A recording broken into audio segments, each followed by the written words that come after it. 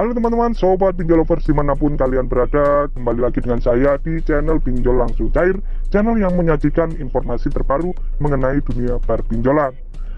Oke teman-teman, seperti biasanya di channel ini kita akan kembali membahas dan juga mereview, juga membagikan bagaimana cara mengajukan pinjaman di aplikasi-aplikasi pinjaman uang online hingga berhasil.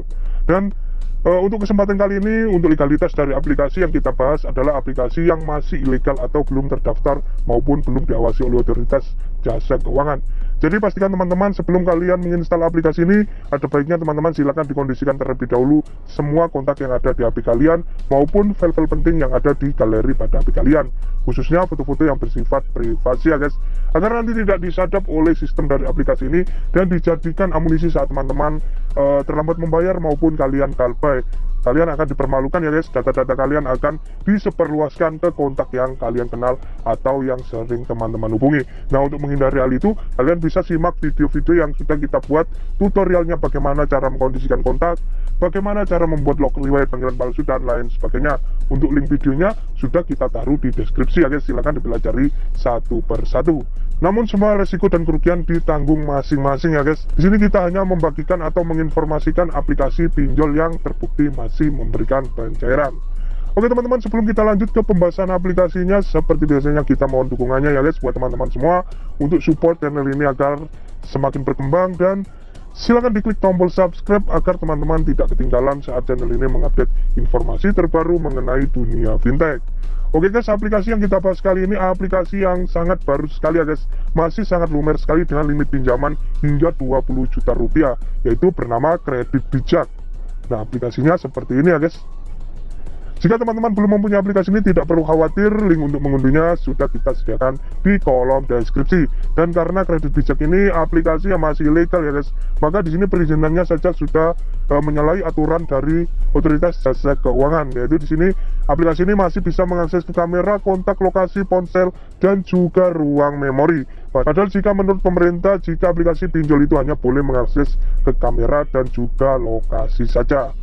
Oke guys, langsung saja kita buka aplikasinya. Dan tampilan awal dari aplikasi Kredit Bijak itu seperti ini ya guys. Di sini teman-teman akan mendapatkan jumlah limit maksimum hingga 20 juta rupiah dengan banyak sekali produk rekomendasi yang bisa kalian dapatkan atau kalian ambil saat nanti sudah selesai melakukan satu persatu pengajuan.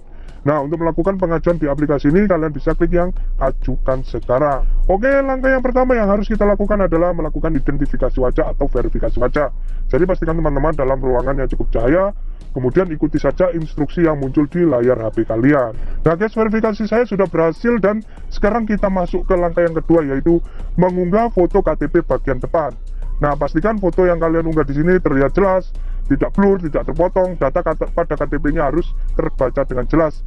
Nah, ini bisa meningkatkan keberhasilan kalian hingga 20% dalam melakukan pengajuan untuk di ACC ya guys. Nah, jika fotonya terlihat jelas, maka nanti nama lengkap dan juga nomor KTP akan terisi secara otomatis, dan kalian tinggal klik saja yang langkah berikutnya. Oke teman-teman, selanjutnya kita masuk ke pengisian informasi pribadi ya guys. Di sini sudah masuk ke tahap yang ketiga. Nah, di sini kalian harus mengisikan status pendidikan terakhir kalian, kemudian status pernikahan, dan juga mengisikan dua kontak darurat masing-masing adalah kontak orang tua kalian dan juga kontak teman kalian.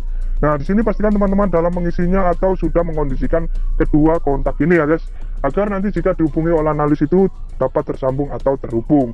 Dan bila mana teman-teman menggunakan kontak orang lain, pastikan kalian sudah bekerja sama terlebih dahulu ya guys. Pastikan kontaknya juga harus bisa aktif bersamaan, agar nanti jika dihubungi oleh analis, saat ditanya juga tidak ragu-ragu dalam menjawab. Karena biasanya jika ragu-ragu atau tidak tersambung itu, pengajuan teman-teman bisa saja ditolak pada saat itu juga. Nah, oke teman-teman, jika dirasa sudah lengkap dan jelas, kalian bisa klik yang langkah berikutnya. Oke guys, sekarang kita masuk ke tahap yang keempat, yaitu pengisian informasi rekening bank ya guys. Sayangnya di aplikasi ini tidak bisa menggunakan nomor rekening orang lain.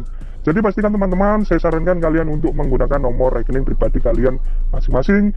Silakan menggunakan nomor rekening yang sama sesuai dengan KTP yang kalian gunakan untuk mengajukan.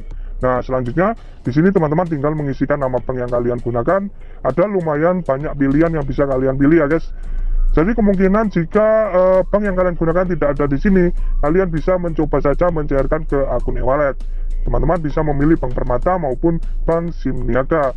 Kemudian masukkan nomor rekening dan silakan diketik ulang nomor rekening. Ini jika teman-teman menggunakan akun e-wallet, kalian bisa menyesuaikan saja dengan kode bank masing-masing e-wallet yang kalian gunakan.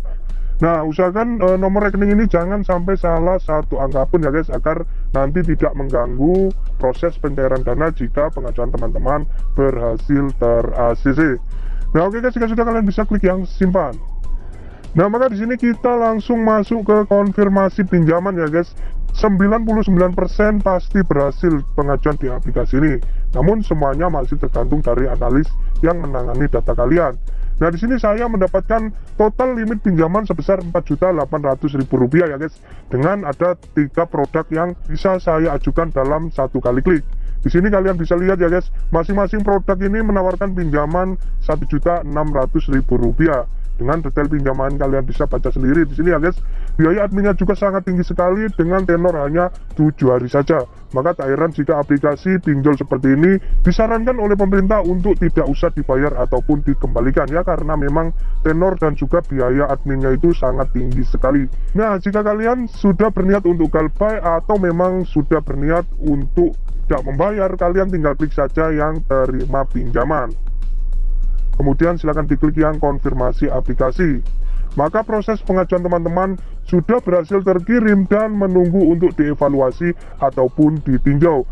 Nah, waktu peninjauan ini diperkirakan akan selesai hanya dalam waktu 2 menit saja. Jadi dalam waktu 2 menit ini usahakan semua kontak seperti kontak yang kalian gunakan untuk mendaftar, kontak darurat, harus aktif bersamaan, karena biasanya jika teman-teman mengajukannya di jam-jam kerja, maka jangan sampai nomornya tidak aktif. Dan usahakan dalam menjawab pertanyaan oleh analis jangan ragu-ragu ya guys.